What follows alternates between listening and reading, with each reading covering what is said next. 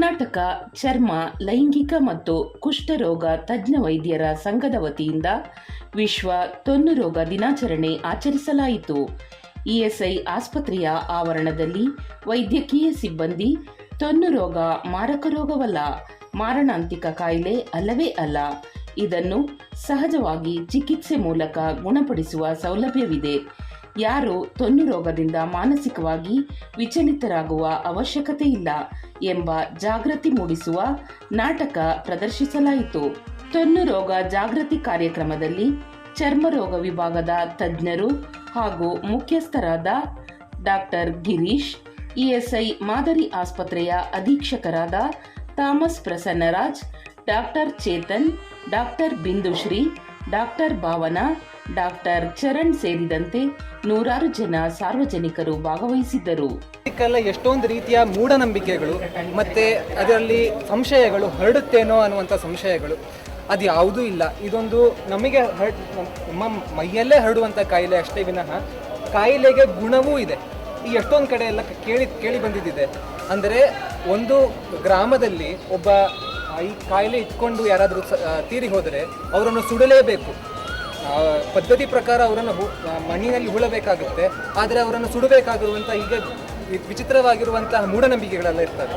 ಅದನ್ನೆಲ್ಲ ಬಿಟ್ಟು ಈ ಸರಿಯಾದ ರೀತಿಯಲ್ಲಿ ಅವರನ್ನು ನಡೆಸಿಕೊಂಡು ಮತ್ತು ಈ ಎಲ್ಲ ಕಾಯಿಲೆಗಳಿಗೆಲ್ಲ ಮಾತ್ರೆಗಳು, ಕ್ರೀಮ್ಗಳು, ಸರ್ಜರಿ ಕೂಡ ಇರುವಾಗ ಯಾಕೆ ಈ ಥರ ಎಲ್ಲ ಯೋಚನೆ ಮಾಡಬೇಕಲ್ವ? ಹಾಗಾಗಿ ಇದನ್ನು ನಾವೆಲ್ಲ ಸ್ವಲ್ಪ ಯೋಚನೆ ಮಾಡಿಕೊಂಡು ಇದರ ಬಗ್ಗೆ ನಾವು ಜಾಸ್ತಿ ಜನಕ್ಕೆ ಅವೇರ್ನೆಸ್ ತರಿಸುವ ಅಂತ ನಾನು ಹೇಳ್ತೇನೆ. ಇವತ್ತು ಜೂನ್ 25 ವಿಶ್ವ ತೊನ್ನು ದಿನ, ವರ್ಲ್ಡ್ ವಿಟಿಲಿಗೋ ಡೇ ಅಂತ ಹೇಳ್ತೀವಿ. ಅಂದರೆ ಇದು ಏನಕ್ಕೋಸ್ಕರ ಆಚರಿಸ್ತಾ ಇರೋದು ಅಂದರೆ 2011ರಿಂದ ಮೈಕಲ್ ಜಾಕ್ಸನ್ ಅವರು ಸತ್ತಿದ್ದು, ಕಿಂಗ್ ಆಫ್ ಪಾಪ್ ಅಂತ ಏನು ಕರಿತೀವಿ, ಅವ್ರು ಸತ್ತಿದ್ದು 2011 ಜೂನ್ 25 ದಿನ. ಆ ದಿನ ಇದಿಟ್ಕೊಂಡು ಈ ವಿಟಿಲಿಗೋ ತೊನ್ನು ಬಗ್ಗೆ ಜಾಗೃತಿ ಮೂಡಿಸೋದಕ್ಕೆ ಇಡೀ ವಿಶ್ವದಲ್ಲೇ ಈ ರೀತಿ ಜಾಗೃತಿ ಕಾರ್ಯಕ್ರಮಗಳನ್ನ ಆಯೋಜಿಸ್ತಾರೆ. ಅಂದರೆ ಈಗ ನಿಮ್ಗೆ ಗೊತ್ತಿರ್ಬೋದು, ಒಂದು ರೋಗಿಗೆ ತೊನ್ನು ಬಂತಂದರೆ ಅದು ಯಾವ ರೀತಿ ತಾರತಮ್ಯ, ತಪ್ಪು ತಿಳುವಳಿಕೆ ಮತ್ತು ಏನು ಹೇಳ್ತಾರೆ ಮಾನಸಿಕವಾಗಿ ಎಷ್ಟು ಖಿನ್ನತೆಗೆ ಒಳಗಾಗ್ತಾರೆ, ಅದನ್ನೆಲ್ಲ ಹೋಗಲಾಡಿಸೋದಕ್ಕೆ ಒಂದು ಪ್ರಯತ್ನ. ಇದು ನಮ್ಮ IADVL ಅಂತ ಏನು ಹೇಳ್ತೀವಿ, ಇಂಡಿಯನ್ ಅಸೋಸಿಯೇಷನ್ ಆಫ್ ಡರ್ಮೆಟಾಲಜಿ ವೆನರಾಲಜಿ ವೆಟರಸಿ ಅಂತ, ಮತ್ತು ಬ್ಯಾಂಗ್ಳೂರ್ ಡರ್ಮೆಟಾಲಜಿ ಸೊಸೈಟಿ BDS ಅಂತ ಇದೆ, ಅದರ ವತಿಯಿಂದ ಎಲ್ಲ ಕಡೆನೂ ಒಂದೊಂದು ಕಾರ್ಯಕ್ರಮಗಳು ಹಂಚ್ಕೊಂಡಿದ್ವಿ. ಏನಾಗುತ್ತೆ, ಈಗ ಒಂದು ಬಿಳಿ ಮಚ್ಚೆ ಬಂದುಬಿಟ್ರೆ ಅದು ಯಾವ ಥರ ಒಬ್ಬ ಮಾನಸಿಕವಾಗಿ ಕುಗ್ತಾನೆ ಅಂದರೆ, ಅವ್ರಿಗೆ ನೋಡಿರ್ಬೋದು ಬೀದಿ ನಾಟಕದಲ್ಲಿ ಮದುವೆ ಆಗೋದಕ್ಕೂ ಹಿಂಜರಿತಾರೆ. ಬರೀ ಹುಡುಗಿಗಲ್ಲ, ಹುಡುಗಿ ಕಡೆ ಯಾರೋ ದೊಡ್ಡಪ್ಪ ಇಲ್ಲ ಮಾವ ಯಾರಿಗೋ ಒಬ್ರಿಗೆ ಆ ಥರ ಬಿಳಿ ಮಚ್ಚೆ ಇದ್ದರೂ ಕೂಡ ತುಂಬಾ ಇದಾಗಿ ಮಾಡ್ತಾರೆ, ನಾವು ಮದುವೆ ಆಗ್ಬೋದಾ ಇದಾಗ್ಬೋದಾ ಅಂತ. ಸುಮಾರು ಜನ ನಮಗೆ ಫೋನ್ ಮಾಡಿ ಕೇಳ್ತಾರೆ.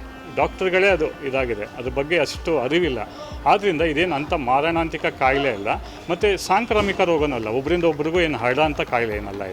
ಇದು ಏನಂದರೆ ಆಟೋ ಇಮ್ಯೂನ್ ಅಥವಾ ಆತ್ಮಘಾತಿಕ ಅಂತ ಹೇಳ್ತೀವಲ್ಲ, ಮೆಲನೋಸೈಟ್ ಅಂತ ಜೀವಕೋಶಗಳಿರುತ್ತೆ ಈಗ ಚರ್ಮದಲ್ಲಿ ಕಪ್ಪು ಕಲರ್ ಕೊಡೋ ಅಂತ. ಅದೇನಾಗುತ್ತೆ, ಅದು ಆಟೋ ಇಮ್ಯೂನ್ ಅಂದರೆ ಆ ಸೆಲ್ಸ್ನೇ ಇದು ಡಿಸ್ಟ್ರಾಯ್ ಆಗ್ತಾ ಹೋಗುತ್ತೆ. ಅದು ಏನಕ್ಕಾಗುತ್ತೆ ಅನ್ನೋದು ಇನ್ನೂ ಯಾವುದು ಸರಿಯಾಗಿ ಕಂಡಿರಲಿಲ್ಲ. ಆದ್ದರಿಂದ ಏನಾಗುತ್ತೆ, ಇದಿರೋರು ಸರಿಯಾಗಿ ಬೇಗ ತಪಾಸಣೆ ಮಾಡಿಕೊಂಡ್ರೆ, ಅಂದರೆ ನಾವು ಬೇರೆ ಏನಾದ್ರು ಆಟೋಇಮ್ಯೂನ್ ಡಿಸಾರ್ಡರ್ ಅಂತ ಹೇಳ್ತೀವಿ, ಅಂದರೆ ಮಯಸ್ತಿನ ಗ್ರೇವಿಸ್ ಅಂತ, ಅಥವಾ ಅನೀಮಿಯಾ, ಪರ್ನೀಷಿಯಸ್ ಅನೀಮಿಯಾ, ಅಥವಾ ಇನ್ನು ಕೆಲವು ಥೈರಾಯ್ಡ್ ಇರೋರು, ಶುಗರ್ ಇರೋರಿಗೂ ಬರ್ಬೋದು ಇದು. ಬಟ್ ಬಂದ ತಕ್ಷಣ ಧೃತಿಗೆಡದೆ ಬೇಗ ನೀವು ಚರ್ಮರೋಗ ತಜ್ಞರ ಹತ್ರ ತೋರಿಸ್ಕೊಂಡ್ರೆ ಇದಾದಷ್ಟು ಕಂಟ್ರೋಲಲ್ಲಿ ಇರ್ಬೋದು. ಮತ್ತು ಇದಕ್ಕೆ ಈಗ ಹಲವಾರು ಹೊಸ ಟ್ರೀಟ್ಮೆಂಟ್ಗಳು ಬಂದಿದೆ. ಅಂದರೆ ಲೇಟೆಸ್ಟ್ ಅಡ್ವಾನ್ಸಸ್ಸಲ್ಲಿ ಅಂತ ಈಗ ನೋಡೋದಾದರೆ ಕೆಲವು ಈಗ ಜಾಕ್ ಇನ್ಹಿಬಿಟರ್ಸ್ ಅಂತ ಹೇಳ್ತೀವಿ, ಮತ್ತು ಈ ಫೋಟೋಥೆರಪಿ, ನ್ಯಾರೋ ಬ್ಯಾಂಡ್ UVB ಅಂತ ಇದೆ. ಅದಲ್ಲದೆ ಸರ್ಜಿಕಲ್ ಟ್ರೀಟ್ಮೆಂಟ್, ಶಸ್ತ್ರಚಿಕಿತ್ಸೆನೂ ಇದೆ ಇದಕ್ಕೆ. ಅಂದರೆ ಗ್ರಾಫ್ಟಿಂಗ್ ಅಂತ ಮಾಡ್ತೀವಿ, ಮೆಲನೋಸೈಟ್ ಸೆಲ್ ಕಲ್ಚರ್ ಅಂತ ಇದೆ. ಇದೆಲ್ಲ ಅತ್ಯಾಧುನಿಕ ಒಳ್ಳೊಳ್ಳೆ, ಮೊದಲು ಈಗ 10 ವರ್ಷದಿಂದ ಏನಿತ್ತು ಈಗ ತುಂಬಾ ರೆವಲ್ಯೂಷನೈಸ್ ಆಗಿದೆ. ಆದ್ದರಿಂದ ಇದಕ್ಕೂ ಟ್ರೀಟ್ಮೆಂಟ್ ಇದೆ. ಆದಷ್ಟು ಬೇಗ ಇದಕ್ಕೆ ಟ್ರೀಟ್ಮೆಂಟ್ ತೊಗೊಂಡು ಇದು ಮಾಡ್ಕೋಬೋದು. ಮತ್ತು ಇನ್ನು ಕೆಲವರು ತಿಳ್ಕೊಬೋದು, ಈಗ ನಮ್ಗೆ ವೈಟ್ ಪ್ಯಾಚ್ ಇದೆ, ಯಾವುದೋ ಫಂಕ್ಷನ್ಗೆ ಹೋಗಬೇಕು, ಮುಖದ ಮೇಲೆ ಕೈ ಮೇಲೆ ಇದೆ, ಹೆಂಗೆ ಹೋಗೋದು ಅನ್ಕೋಬೋದು. ಅದಕ್ಕೆ ಅಂತ ಕಾಸ್ಮೆಟಿಕ್ ಕಮಫ್ಲಾಜ್ ಅಂತಲೂ ಇದೆ. ಅಂದರೆ ಪೌಡರು, ಫೌಂಡೇಶನ್, ಕ್ರೀಮ್ ಥರ ಇರುತ್ತೆ. ಅದು ಅವ್ರ ಸ್ಕಿನ್ ಕಲರೇ ಮ್ಯಾಚ್ ಆಗುತ್ತೆ. ಈಗ 12 ಅವರ್ 24 ಗಂಟೆ ಅದು ಹಂಗೆ ನಾರ್ಮಲ್ ಸ್ಕಿನ್ ಥರ ಇರುತ್ತೆ. ಅವ್ರು ಯಾವ್ದಾದ್ರು ಫಂಕ್ಷನ್ಗೆ ಹೋಗ್ಬೇಕಾದ್ರೆ ಹಾಕ್ಕೊಂಡು ಹೋಗ್ಬೋದು, ಅದು ಕೂಡ ಇದೆ. ಆದ್ದರಿಂದ ಯಾರು ವೈಟ್ ಪ್ಯಾಚ್ ಇರೋ ಪೇಷೆಂಟ್ಗಳು ಜೊತೆಗಿಡದೆ ಟ್ರೀಟ್ಮೆಂಟ್ ತೊಗೊಳ್ಳಿ. ಅವ್ರನ್ನ ಬೇರೆ ಜನರು ನೋಡೋದು ರೀತಿ ಬದಲಾಗಬೇಕು. ಏನಕ್ಕೆಂದರೆ ಅವ್ರು ಎಲ್ಲ ಕ್ಷೇತ್ರದಲ್ಲೂ ಮುಂದೆ ಬರಬೇಕು, ಅವ್ರಿಗೆ ಇದು ಕೊಡಬೇಕು. ಅವರು ಒಂದು ಸತಿ ಏನಾಗುತ್ತೆ ಅಂದರೆ, ಈಗ ಅವ್ರಿಗೆ ಬಂತು ಅಂದರೆ ಕೆಲಸದಲ್ಲೇ ಒಂದು ರೀತಿ ನೋಡ್ತಾರೆ. ಇದು ಯಾವುದೋ ಸ್ಕಿನ್ ಕ್ಯಾನ್ಸರ್ ಅಂತ ಕೆಲವರು ಹೇಳ್ತಾರೆ, ಕೆಲವರು ಈ ವೈಟ್ ಪ್ಯಾಚ್ನೇ ಲೆಪ್ರಸಿ, ಕುಷ್ಠರೋಗ ಅಂತಲೂ ಹೇಳ್ತಾರೆ. ಅದಕ್ಕೂ ಇದಕ್ಕೂ ಯಾವ ಸಂಬಂಧನಿಲ್ಲ. ಇದು ನಾರ್ಮಲ್ ಸ್ಕಿನ್ ಕಾಯಿಲೆ ಅಷ್ಟೇ. ಇದರಿಂದ ಅವನಿಗೆ ದೇಹಕ್ಕೇನು ತೊಂದರೆ ಆಗಲ್ಲ ಅಂತ ಹೇಳಿ. ಇದು ವಂಶ ಪಾರಂಪರ್ಯವಾಗಿ ಅಂದರೆ ಈಗ ಏನು ನೋಡಿ, ಈಗ ಅಪ್ಪಂಗೆ ಇದ್ದರೆ ಅಮ್ಮಂಗಿದ್ರೆ ಬರಲೇಬೇಕು ಅಂತ ಇಲ್ಲ, ಅವ್ರಿಗಿಲ್ಲ ಅಂದರೆ ಬರಲ್ಲ ಅಂತ ಇಲ್ಲ. 10% ಚಾನ್ಸಸ್ ಇದೆ. ಬಟ್ ಇಬ್ಬರಿಗೂ ಇದ್ದರೆ ಅಪ್ಪ ಅಮ್ಮಂಗೆ ಆಗ ಬರೋ ಸಾಧ್ಯತೆ ಜಾಸ್ತಿ ಇರುತ್ತೆ. ಇದು ಆಕ್ಚುಲಿ ಕಾಸ್ಟ್ ಏನು ಜಾಸ್ತಿ ಆಗುತ್ತೆ ಅನ್ನೋ ಕೆಲವು ಮನೋಭಾವ ಇರುತ್ತೆ, ಇದ್ರೂ ತೋರಿಸ್ಕೊಳ್ಲಿಕ್ಕೆ ಹೋಗಲ್ಲ, ದುಡ್ಡು ಜಾಸ್ತಿ ಆಗುತ್ತೆ ಅನ್ನೋ ಮನೋಭಾವನೆ. ಹೇಗಿದೆ ಟ್ರೀಟ್ಮೆಂಟ್? ಹೇಗಿದೆ ಈಗ ಅದರಲ್ಲಿ ಎಷ್ಟೊಂದು ಟೈಪ್ಸ್ ಬರ್ತೀವಿ. ವೈಟ್ ಪ್ಯಾಚಲ್ಲಿ ಒಂದು ಲೋಕಲೈಸ್ಡ್ ಅಂತೀವಿ, ಬರೀ ಒಂದೇ ಕಡೆ ಸೀಮಿತ ಆಗಿರೋದು. ಇನ್ನು ಕೆಲವು ಸೆಗ್ಮೆಂಟಲ್ ಅಂತ, ಈಗ ಸರ್ಪಸುತ್ತು ಬರುತ್ತಲ್ಲ ಆ ಥರ. ಇನ್ನು ಕೆಲವು ಏನಾಗುತ್ತೆ, ಕೈ ಕಾಲು ತುಟಿ ಲಿಪ್ ಟಿಪ್ ಅಂತ ಹೇಳ್ತೀವಿ, ಆ ಥರ. ಕೆಲವು ಯೂನಿವರ್ಸಲ್ ಅಂತೀವಿ, ಬಾಡಿ ಪೂರ್ತಿ ಬಂದಿರೋದಕ್ಕೆ ಏನೂ ಮಾಡೋಕ್ಕಾಗಲ್ಲ. ಈಗ ಕೆಲವು ಕಡೆ ಮಾತ್ರ ಇರುತ್ತಲ್ಲ, ಅದು ಸ್ಟೇಬಲ್ ಆಗಿದೆ ಅಂದರೆ ಎಲ್ಲೂ ಸ್ಪ್ರೆಡ್ ಆಗ್ತಾ ಇಲ್ಲ ಅಂದರೆ ಅದಕ್ಕೆ ಒಳ್ಳೊಳ್ಳೆ ಟ್ರೀಟ್ಮೆಂಟ್ಗಳಿದೆ. ಅಂದರೆ ಆಯಿಂಟ್ಮೆಂಟ್ಗಳು ಮುಲಾಮಿದೆ, ಅದ್ರ ಜೊತೆಗೇ ಲೈಟ್ ಥೆರಪಿ, ಫೋಟೋಥೆರಪಿನೂ ಕೊಡ್ತೀವಿ. ಬಟ್ ಯಾರಿಗೆ ಇದು ಯಾವುದು ಅಷ್ಟು ವರ್ಕ್ ಆಗ್ತಾ ಇಲ್ಲ ಅಂದರೆ ಅದಕ್ಕೆ ನಾವು ಶಸ್ತ್ರಚಿಕಿತ್ಸೆ, ಗ್ರಾಫ್ಟಿಂಗ್ ಅಂತ ಹೇಳ್ತೀವಲ್ಲ ಅದು, ಇಲ್ಲ ಬ್ಲಿಸ್ಟರ್ ಗ್ರಾಫ್ಟಿಂಗ್ ಅಂತ ಇದೆ. ಅದೆಲ್ಲ ಸ್ವಲ್ಪ ಕಾಸ್ಟ್ಲಿ ಆಗಿದೆ. ಬಟ್ ಈ ಕ್ರೀಮ್ಗಳು ಇದೆಲ್ಲ ಆದಷ್ಟು ಕಮ್ಮಿ ರೇಟ್ಗೆ ಇದೆ, ಅದರಲ್ಲಿ ಉತ್ತಮ ರಿಸಲ್ಟ್ಸ್ ಇದೆ. ಸರ್ಕಾರದಿಂದ ಏನಾದರೂ ಸವಲತ್ತು ಸಿಗುತ್ತೆ? ಏನು ಹೇಳಿ? ಸರ್ಕಾರ ಇಲ್ಲೇನಾಗಿದೆ ನೋಡಿ, ನಮ್ಮಲ್ಲಿ ಈಗ ಬೇರೆ ಕಡೆ ನೀವು ಫಾರಿನಲ್ಲೆಲ್ಲ ನೋಡಿದ್ರೆ ವಿಟಿಲಿಗೋ ಫೌಂಡೇಶನ್ನು, ರಿಸರ್ಚ್ ಫೌಂಡೇಶನ್ ಅಂತೆಲ್ಲ ಇರುತ್ತೆ. ಸೊ ಇಲ್ಲಿ ನಮ್ಮ ಇದರಲ್ಲಿ ಅಷ್ಟಾಗಿಲ್ಲ ಅದು. ಏನಕ್ಕೆಂದರೆ ಅವರೇ ಒಂದು ಸಪೋರ್ಟ್ ಗ್ರೂಪ್ ಅಂತ ಮಾಡ್ಕೋತಾರೆ. ಈ ಫಾರಿನಲ್ಲಿ ಹೋದರೆ ಒಂದು ಈಗ ವಿಟಿಲಿಗೆ ಹೋಗಂದರೆ ಅದಕ್ಕೊಂದು ಸಪೋರ್ಟ್ ಗ್ರೂಪ್, ಸೋರಿಯಾಸಿಸ್ ಇದ್ದರೆ ಅದಕ್ಕೊಂದು. ಇಲ್ಲಿ ಆ ಥರ ಗ್ರೂಪ್ಗಳಿಲ್ಲ. ಇನ್ನೂ ಜನರಿಗೆ ಜಾಗೃತಿ ಬೇಕಾಗುತ್ತೆ ಇದ್ರ ಬಗ್ಗೆ, ಈ ಕಾಯಿಲೆ ಬಗ್ಗೆ. ಅದಾಯಿತು ಅಂದರೆ ಒಂದು ಫಂಡ್ ಥರ ಮಾಡಿಕೊಂಡು ಬಡ ಜನರಿಗೂ ಅದು ಉಪಯೋಗ ಆಗುತ್ತೆ. ಪ್ಲಾಸ್ಟಿಕ್ ಸರ್ಜರಿ ಮಾಡಿದ್ರೆ ಅಥವಾ ಆಪರೇಷನ್ ಮಾಡಿದ್ರೆ ಕ್ಲಿಯರ್ ಆಗುತ್ತೆ ಅಂತ ತಾವು ಹೇಳಿದ್ವಿ. ಅದು ಮಾಡಿಸ್ಕೊಂಡ ಮೇಲೂ ಏನಾದರೂ ಸ್ಪ್ರೆಡ್ ಆಗಿ ಮತ್ತೆ ಅಲ್ಲಿ ಅದೇ ಅದು ಯಾರಿಗೆ ಮಾಡ್ತೀವಿ ಅಂದರೆ ಇದು ಒಳ್ಳೆ ಕ್ವೆಶನ್. ಅನ್ಸ್ಟೇಬಲ್ ವಿಟಿಲಿಗೋ ಅಂತ ಇರುತ್ತಲ್ಲ, ಅವ್ರು ಮಾಡೋಕ್ಕೆ ಹೋಗಲ್ಲ. ಅಂದರೆ ಬಾಡಿ ಒಳಗೆ ಅವ್ರು ಸ್ಪ್ರೆಡ್ ಆಗೋ ಚಾನ್ಸಸ್ ಇರುತ್ತೆ. ಬೇರೆ ಏನಾದ್ರು ಆಟೋ ಇಮ್ಯುನಿಟಿ ಇದೆಯಾ ಅಂತ ನೋಡಬೇಕಾಗತ್ತೆ. ಅದೆಲ್ಲ ಮಾಡಿಕೊಂಡು 2 ವರ್ಷ ಏನು ಸ್ಪ್ರೆಡ್ ಆಗಿಲ್ಲ ಅಂದರೆ ನಾವು ಈ ಶಸ್ತ್ರಚಿಕಿತ್ಸೆ ಮಾಡೋದು. ಸ್ಪ್ರೆಡ್ ಆಗೋ ಥರ ಇದ್ದರೆ ಮಾಡೋಕ್ಕೆ ಹೋಗಲ್ಲ. ESIಲಿ ನಮ್ಮ ನ್ಯಾರೋ ಬ್ಯಾಂಡ್ ಫೋಟೋಥೆರಪಿ ಅಂತ ಇದೆ, ಲೈಟ್ ಟ್ರೀಟ್ಮೆಂಟ್ ಇದೆ, ಅದು ಕೊಡ್ತಾ ಇದ್ದೀವಿ. ಸುಮಾರು ಜನ ಪೇಷಂಟ್ಸು ಮಂಡ್ಯ, ತುಮಕೂರು, ದೊಡ್ಡಬಳ್ಳಾಪುರ ಎಲ್ಲ ಕಡೆಯಿಂದ ಬಂದು ಟ್ರೀಟ್ಮೆಂಟ್ ತೊಗೊಂಡು ಹೋಗ್ತಾ ಇದ್ದಾರೆ.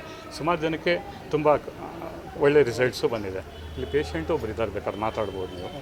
ಜನಗಳಿಗೆ ಏನು ಮೆಸೇಜ್ ಕೊಡ್ತೀರಾ? ಅದೇ ಒಂದು ವೈಟ್ ಪ್ಯಾಚ್ ಬಂದ ತಕ್ಷಣ ಅವ್ರು ದೂರ ಮಾಡಿದೆ, ಅವರು ನಿಮ್ಮವರೇನೆ, ಅವರು ನಿಮಗೆ ರೋಗನೂ ಅಂಟಿಸಲ್ಲ, ಬೇರೆ ಏನೂ ತೊಂದರೆ ಮಾಡೋದಿಲ್ಲ. ಅವ್ರನ್ನೂ ಒಂಥರ ಸ್ನೇಹ ಭಾವದಿಂದ ನೋಡಬೇಕು. ಅವ್ರನ್ನ ಒಂದು ಮೂಲೆ ಗುಂಪು ಮಾಡಿ ಇದು ಮಾಡಿ ಅವ್ರಿಗೂ ಖಿನ್ನತೆಗೆ ಒಳಗಾಗಿ ಎಷ್ಟೋ ಜನ ಪಾಪ ಡಿಪ್ರೆಷನ್ಗೆ ಹೋಗಿ ಕೆಲವ್ರು ಸೂಸೈಡಲ್ ಟೆಂಡೆನ್ಸಿ ಎಲ್ಲ ಇದೆ, ಕೆಲವು ಇದೆ. ಆ ಥರ ಭೇದ ಭಾವ ಮಾಡೋಕ್ಕೆ ಹೋಗಬೇಡಿ, ಎಲ್ಲರನ್ನೂ ಒಂದಾಗಿ ಕಾಣಿ ಅಂತ ಹೇಳಿ.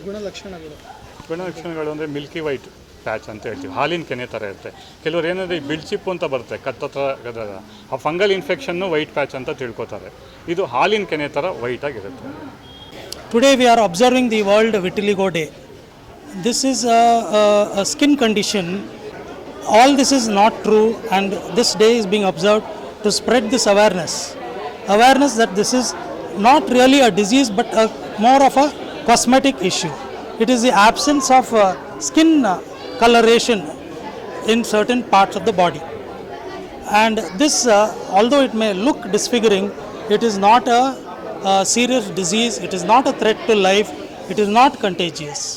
So this day we wanted to observe to spread this message to the general population and the patients and patient bystanders who have come here today to our hospital.